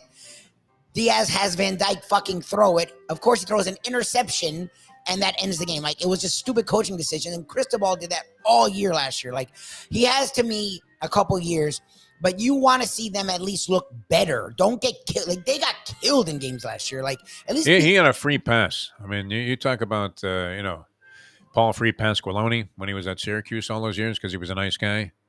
And you were looking and asking yourself, how is this guy still coaching here? I mean, he's done nothing of any great significance for years now. But Cristobal had a complete free pass last year, did he not? I mean, it was all the player's fault, and Cristobal was this savior-like genius. So we'll see. And a very likable guy, even though he's never been on our show. But I just remember Mario Cristobal being, kind of a classy individual when he was playing for the Hurricanes, and then went on to a great accomplishment. Was working as an assistant in Alabama there for a while. He was bringing all kinds of players to Nick Saban, who knows what to do when he has talent. It would be nice to see Nick Saban coaching Kent State. Didn't he? I think he did. I think that's where he got his start. That might have been. Yeah, I mean, but he's the kind of guy that can make something happen here, I guess. I mean, that's the mark of a good coach. That's why I was unimpressed with Cristobal last year. Oh, it was bad. I thought a great coach, somebody that is going to be the guy that's going to turn this whole thing back around, which is not going to be easy because other teams have progressed way beyond where the University of Miami was even back then. Yes. In terms of how they run their program. Yes. Speaking of running a program, did you see this? The Yankees, you know what their move is to try and fix up what they're doing? They're doing a deep dive, which always scares me. Remember when they did the deep dive on our program? Yeah. And they said, the first thing we noticed is these guys can't hit a break. That was by design, though, right? We were looking to entertain, not necessarily make money. And did it matter, right? Well, was the station stuffing a zillion spots into those spot breaks that were paid for? No, it was all PSAs and garbage. Yep. That they had running in there because they thought they couldn't sell AM radio. And guess what? They were right. Imagine being an AM radio salesperson now. That's got to be a tough one, huh? You're on the streets, used to dominate, people would call while you were sitting at your desk there thinking about going to the track that day and say, hey, I got only like 100,000 to spend for the quarter. You guys want it or what? Nah, we got no room for you. Yeah, exactly. Imagine. And all of a sudden, I mean, you couldn't beg a guy to take a spot for $5. Incredible. But yeah, anyway, we'll see what happens with the University of Miami tonight. I would imagine they probably, they win impressively and everybody, starts Look, making their I- college championship I'll give plans. them. Look, I thought the expectations last year were ridiculous. I think these expectations, as much as you're making fun of them, are more realistic. I think they can win 6 to 8 games. I think they should be vastly improved, and I think if they grow as the season goes on, Cristobal will get left alone. I don't know if it'll happen. He hasn't. Remember when you knew every player though? I mean, like even if you weren't a fan, like you knew the guys that were on the team, right? You knew Testaverde and Kosar, and you knew the wide receivers, and you knew the running backs and the defensive players. I don't know. I mean, I probably couldn't name you more. I don't even think I could name you a handful of Hurricane players. In fact, outside of Van Dyke, who else is on the team, Libby? Who's significant on this Hurricane football team? I can name them. They have a lot of talent. Oh yeah, okay. I can name their guys. We'll see if they get to showcase that talent. Like the coaching itself specifically was a reason why they weren't good. Like 100%. The offensive and defensive schemes did not match the talent they have. They got a new offensive coordinator. They've reworked the defense. We'll see if it changes anything. I'm very curious to see what Canes we see. Maybe they used to scare the shit out of teams. That was the other thing. And, you knew they were going to do a number on somebody, whether it was offensively or defensively or usually both. And you just, as the Roberta Flack tune goes, trying to get that feeling again. I don't know. We've been saying this for years. Billy Corbin really started proliferating the theory that the glory years are gone forever. That's never happening again. And that may be a stark reality that people have to come to grips with. If they're Hurricane fans, it doesn't mean they couldn't show flashes, does it? Or if Cristobal really is the kind of coach that the Hurricanes alumni and boosters think that he's going to be, I would think something definitive needs to take shape this year, as opposed to, there was another building year, and I tell you what, that 2026 recruiting class is really going to be something. It's funny. Great. They actually I may not live that long. Yeah. Man. All right, we're coming back with more. Mike Mayo, the Gambling Gourmet. Yes. I don't know.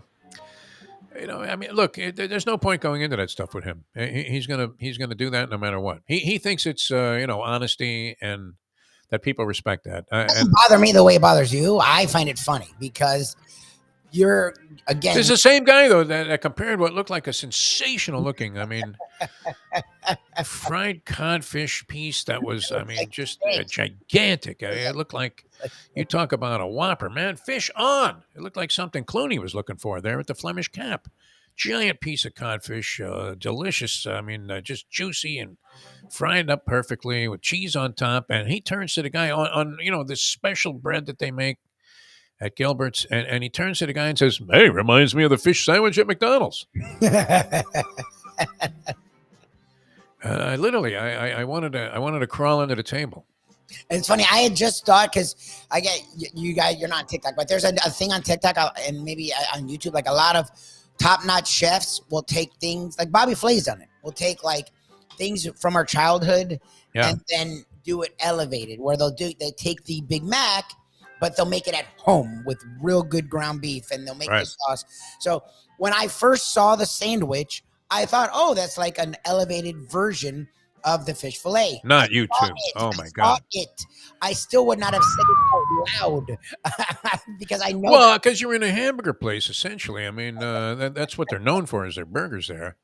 So the mention of the word McDonald's in any other context than, wow, why would anybody eat at McDonald's when they could come here? And I would be reluctant to even mention McDonald's to these people. That's what I'm saying. I thought it, but I'm like, there's no way I'm saying this out loud. And right when I thought it, May was like, oh, it's like a, sort of like an upgraded version of the fillet of fish. I'm like, oh, that's not going to go over well. Oh my God. If ever, it's kind of like so funny. You can see it on the video. Richie was smiling and he's like chowing down, which is he was having a great time. He was doing a great job. That guy, was fun. And then he like looks at me like, what the fuck are you saying? All he had to do was let Rich go ahead and describe the food. He didn't have to cut in with that. but couldn't But help himself. it was so Pretty amazing. When Yeah. he gets sick, I just find it funny because people, even when they make faces like that, they still are fawning over him. So I'm like, all right, Yeah. whatever shtick he's got, it's working. So let's just ride it. Let's ride the shit. But Richie, the guy that was insulted by this, as well he should be, looked like one of those people, and they were on trial, and they didn't do it, and they still get found guilty, right? And the guilty verdict is read, and he's just like, What the fuck? "That's impossible." I wasn't there. Yeah, Like the there's box, no evidence. yeah, like Nothing. when I was like, the dude wasn't there. He was fighting in a fight. Yeah, he tried to save the person. You're going to throw him in jail for the rest of his life? All right, we're coming back with more here on a Degenerate Friday. Sorry about the stiff job on the professor. I still haven't heard from him. I think he must have been up late. That had to be that Arizona State game, which I'm hoping he took the points. I hope with Southern Utah. That I think that was like a 30-point spread, though. Yeah, it was. Their coach is our former offensive coordinator, and they came out striking. They scored a touchdown in like the first 2 minutes, and they looked really good. The weather, would have made it very difficult to beat a team by 30 points in that game. That's the thing. I didn't realize but they did wait it out. Eventually, I guess, the rain stopped after 3 hours. And Jesus. if you saw any highlights, I happened to catch a couple of highlights of that this morning, and you're looking, my God, you would have to just blow this game off, literally. I don't care that you play football in any conditions. Those conditions went, far beyond, what would be considered, reasonable in terms of playing a game. So they did stop it and then came back. It was much more favorable, but nonetheless, Southern Utah hangs in there against Arizona State, getting 30 points, and they only lose by 3. That's the kind of game you want to have the underdog in. All right, we're coming back with more. Wow, what if you had them on the money line, though? Can you imagine what's a 30-point money line? How does that translate? I would imagine you're getting like 10, 15 to 1 if you got a 30-point spread and you're going to take the underdog on the money line. You made a substantial killing if you would have come out on top of that thing. So that would have been a bitter disappointment to have to lose to that. All right, back with more in a moment. Now that. How many ways can you screw up a good thing? That should be the name of our show. Huh? Speaking of which, look at that. Mr. Professional Critic. It's 8:28. Folks, Tony Segreto here. Let me ask you a question. What do you look for when you go out to eat? Good food, obviously, friendly atmosphere, not too loud, but good energy, reasonable prices, and a place where you feel comfortable.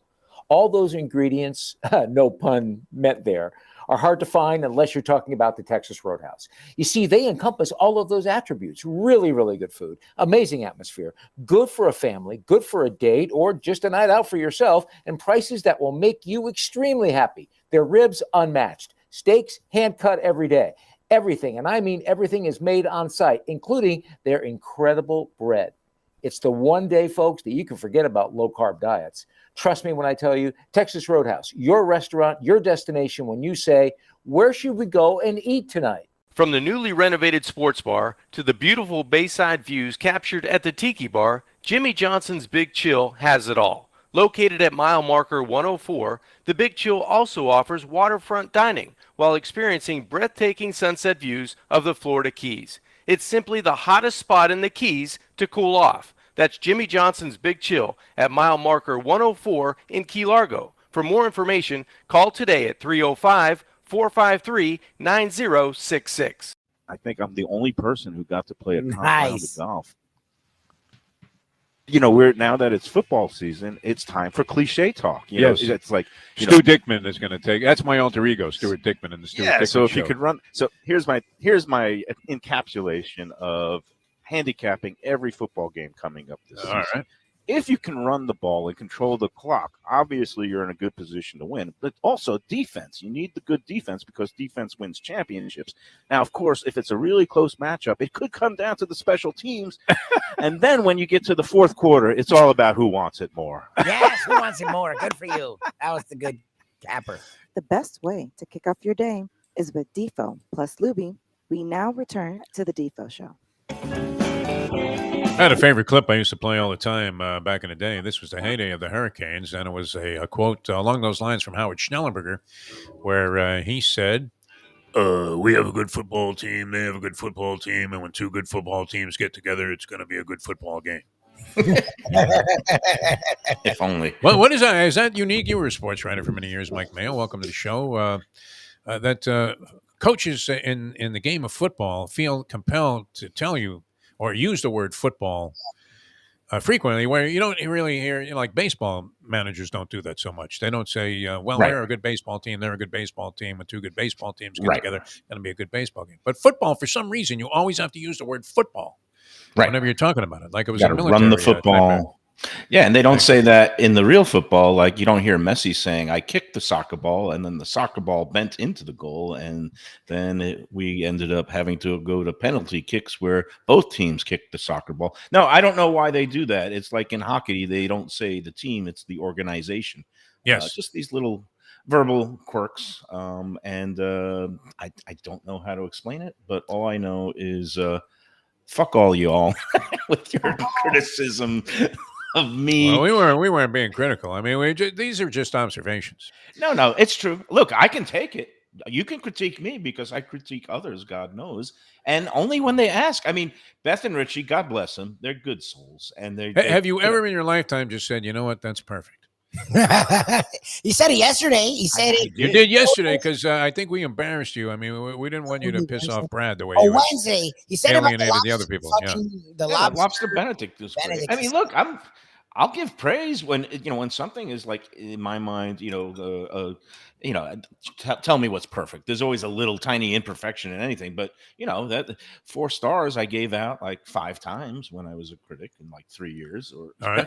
I was known as a exacting critic, also known as a ball buster, also known as an insufferable jerk. So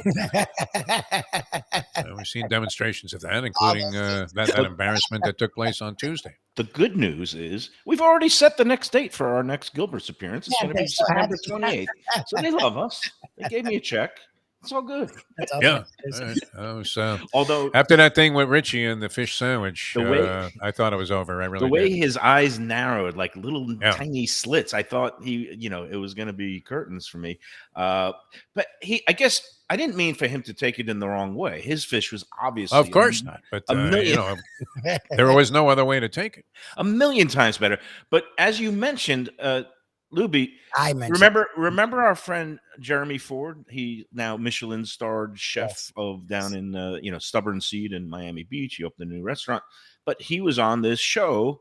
Did 2 seasons on what was it, True TV? Yeah, wasn't that a TV show where they would take childhood foods and make it elevated?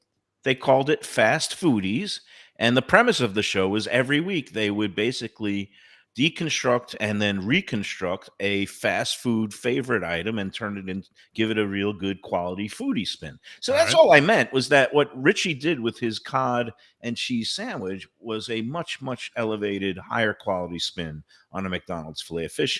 If anybody was offended, I truly apologize. Well, yeah, I mean, you could claim to be misunderstood, just like Mario Cristobal said he did a great job last year. He turned a Heisman Trophy quarterback into a Bubby Brister-like schmink.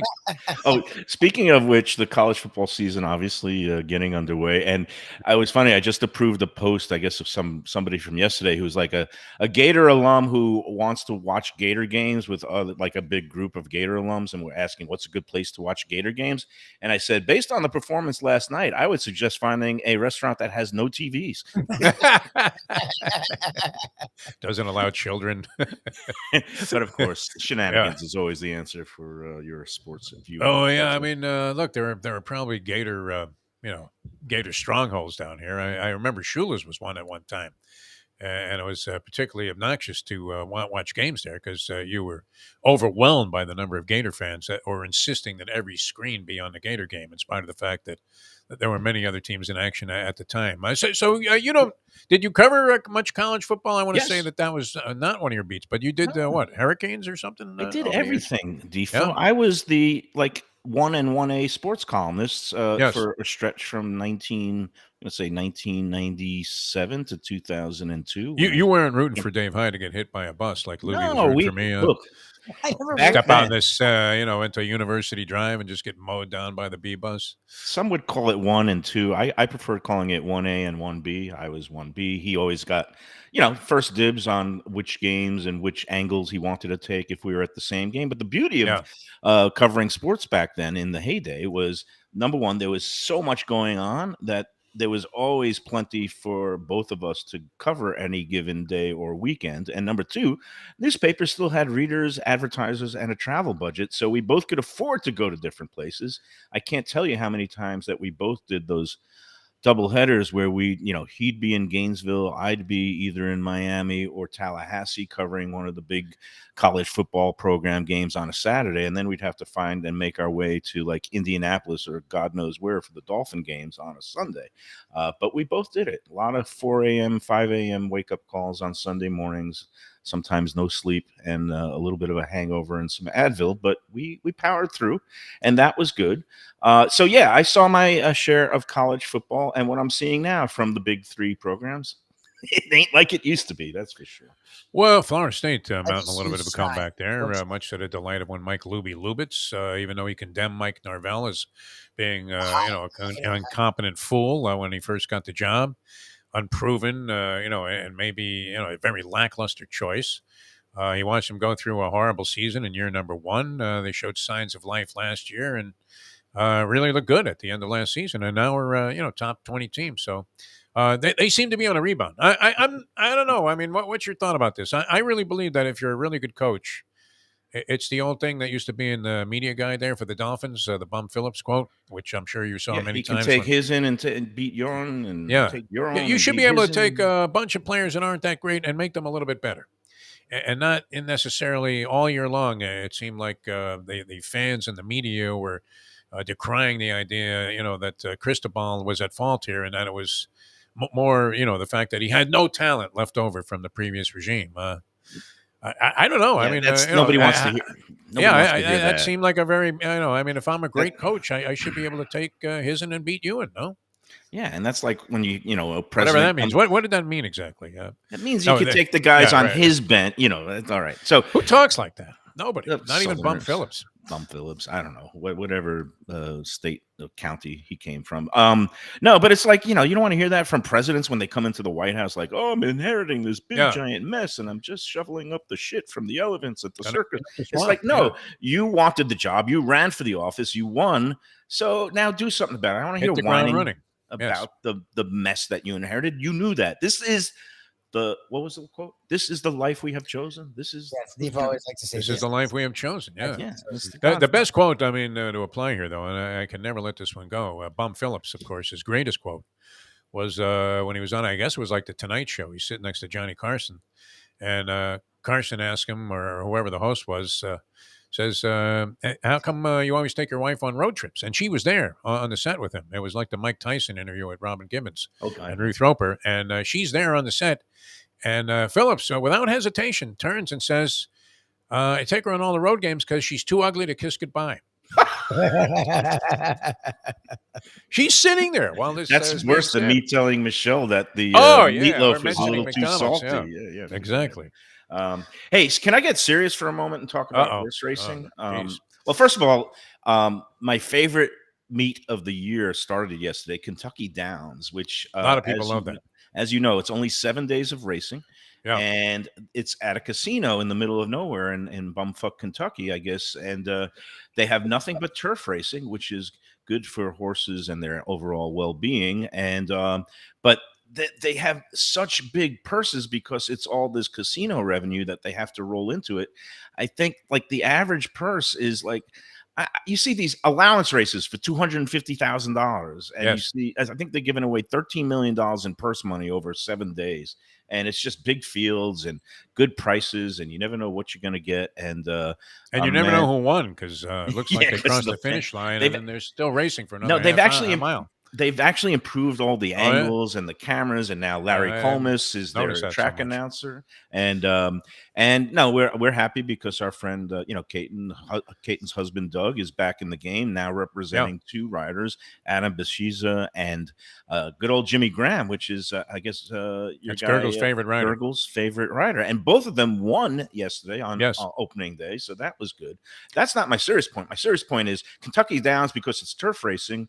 You really don't worry about the welfare of the animals, but what's happened at Saratoga this year, and I don't know whether I don't know what's going on with NYRA. You know, they've had budget cuts. There's a lot of hue and cry about the future of racing in New York. They're plowing under the infield at Belmont Park. Apparently, they're removing the remains of Ruffian without telling anybody. There's all kinds of stuff going on there, but just the number of breakdowns, and again, back-to-back Fox national broadcasts of horrific breakdowns of horses that look like sure winners in the last yards, of the race. And it was the Maple Leaf Mel a few weeks ago, and then New York Thunder last week, both snapping their legs and having to be put down in just sickening, agonizing fashion. And at some point, you got to say, there's been 7 breakdowns during this meet. And these are high quality horses. And there's been 12 overall deaths at the track, including training tracks in the morning, things like that. And at what point do you say, look, Churchill Downs had a similar spate of deaths and injuries earlier this summer, and they were forced by the Kentucky Horse Board to suspend racing, and they moved the rest of the meet to Ellis Park. How come that's not happening? In my mind, after seeing that one last week, something's going on with the surface there. I don't know if they're scraping it too hard or what, but for the good of the overall game and for the safety of the horses and the riders, that meet should have just ended right there. I'm sorry. And just call it off until you could figure out what is going on with that track surface, because PETA is after the whole, wants the abolition of the sport. And this just gives it more and more ammunition. I don't want to overreact, but when 2 things like this happen on high profile, nationally televised races back to back, that's more than a fluke. That's something going on that needs to be addressed. An inordinate number of horses. I mean, you would expect this, maybe these kind of statistics at some cheapo track where, the horses, are being pressed into action and maybe being administered, all kinds of numbing painkillers, that mask the injury for the time being, and they run, and yet they're just exacerbating already a negative situation. But no, I mean, look, you have to ask yourself, it's just like, the Saudi blood money theory, which is, at what point, as much of a fan of a sport as you might be, do you continue to condone what goes on? And whether the people, and I believe the people, especially, you're talking about these animals at Saratoga, that they're getting well cared for, and there's a lot of love. You see it on the backstretch. You can feel it when people are being interviewed after races or before about how they feel about these animals. But all that being said, I mean, how do you justify this? I mean, it's Lolita, to an exponent of 150,000. I mean, you just want them to keep, there's now these more regulations, federal regulations, oversight boards, but it seems like the problem is getting worse and not better. And again, when it's on the big stage and nationally broadcast, it truly is sickening. But we're going to be at Gulfstream later. We love the horses, and at Gulfstream, thank goodness, there's been things have been going smoothly. It's the start of a new meet today. Did you realize that it's no longer the Royal Palm meet? Well, wait, we got the Tropical Park going now. No, Is that it? For some reason, they're calling this the.